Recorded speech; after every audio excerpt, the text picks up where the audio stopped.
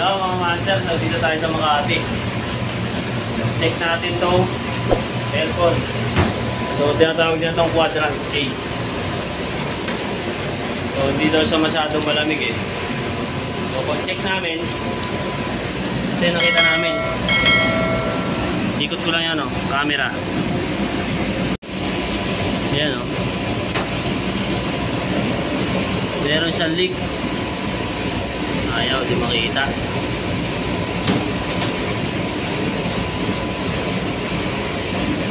Tubig loy. Yan wala na yun. Ito mo na yan.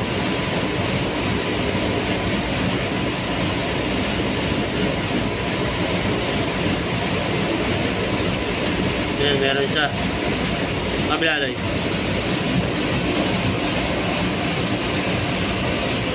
Hindi, parang malakas to Wala.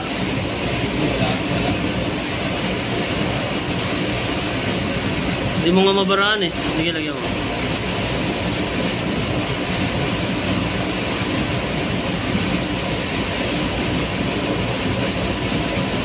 Kaya meron siya mga master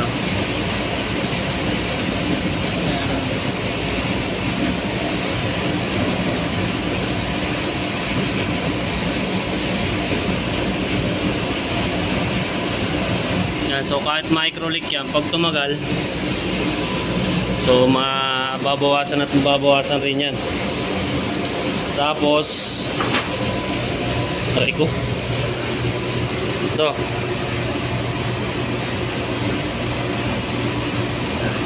So pansinin nyo kung ano yung dyan. Ano yung mali. So yung pagkakakabit ng filter nya baliktad. Yan, so salubungan. So dapat kasi compressor papunta ng evaporator. Tapos evaporator to compressor ulit. So malaking binagsak niya. Sa kabila loy, dito may kabit. So dalawa kasi low pressure niyan mga master eh. Dalawa yung compressor. Hindi. Huwag mo tanggalin yan.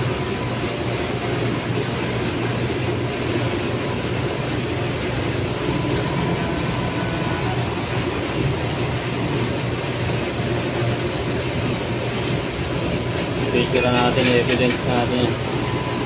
Tanggalin ko ba? Hindi sa kabila. Parehas yan low side. Parehas yan low pressure. Ayan isa at saka ito. Yan mga master, pakita ko. So kung mapapansin nyo dito na nag-ice build up siya. Ito nag-yellow. Nagalaman natin. So hindi natin mamamonitor ng maganda yung karga nyan. Kasi ayan below 50 PSI na siya.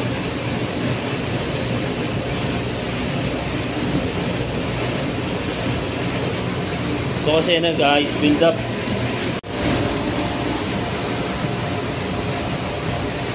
Kasi hirap na siya makapasok kasi baliktad. So nag-high pressure siya.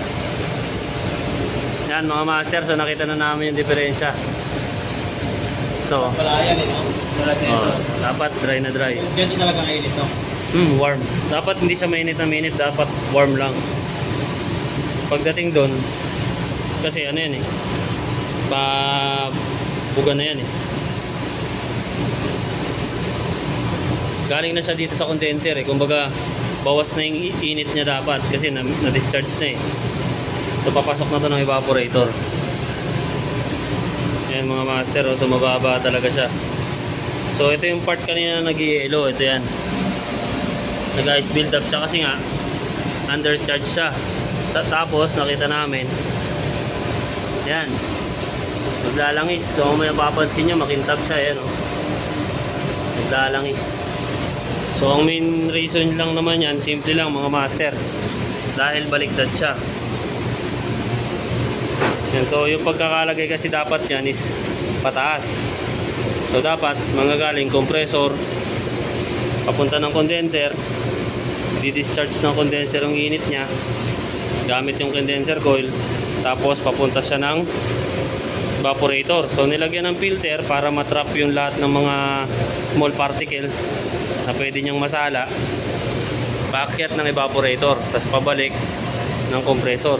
So nangyayari, nag high pressure siya dito, gawa nga ng baliktad ang pagkakakabit. So possible na-occupy niya na halos lahat ng space na nandito sa loob ng filter dahil barado yan. So maliit lang kasi ang space nito pag nakabaliktad. So tamang kabit niya is dapat mataas para nakaganon talaga yung filter niya. So salong-salo niya lahat ng dumi. Kachamba lang niya, nangapalang ng konti yan. Ang buwenas naman ito. So ayan yung nakikita nating reason bakit siya nababawasan ng karga, bakit di siya nag-ice build up. So tinanggal muna natin yung filter para makabuelo ng maayos yung natin, yung return air. So para hindi siya masyadong mag-yelo. So dahil nakita na natin problema, so babalik na natin yan. Tapos nagbibigay tayo ng recommendation repair para dito.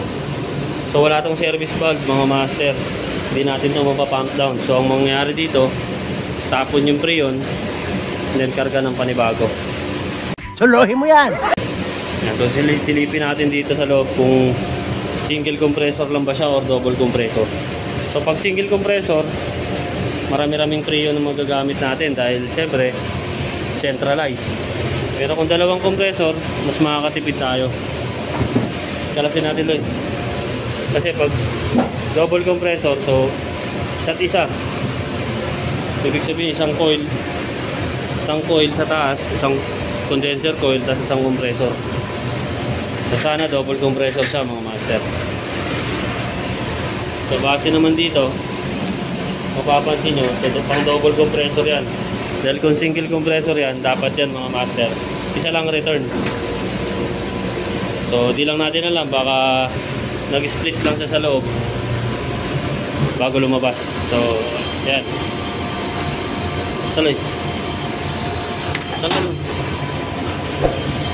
yan mga master. So ito yung nag-ice build up. Kompleto naman siya, meron siyang high pressure switch, meron siyang low pressure switch. So nandito sa kabila.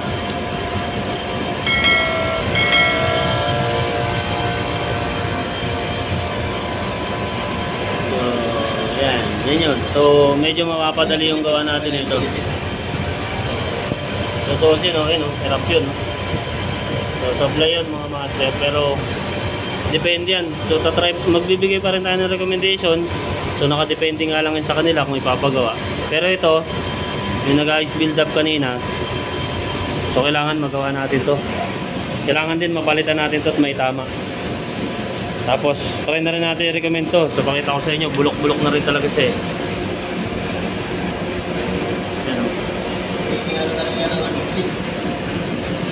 Magiging cost na rin yan ng leak pag di nagtagal. So mukhang bago pa naman to. Ang problema nga lang, baliktad lang talaga ang pagkakakabit.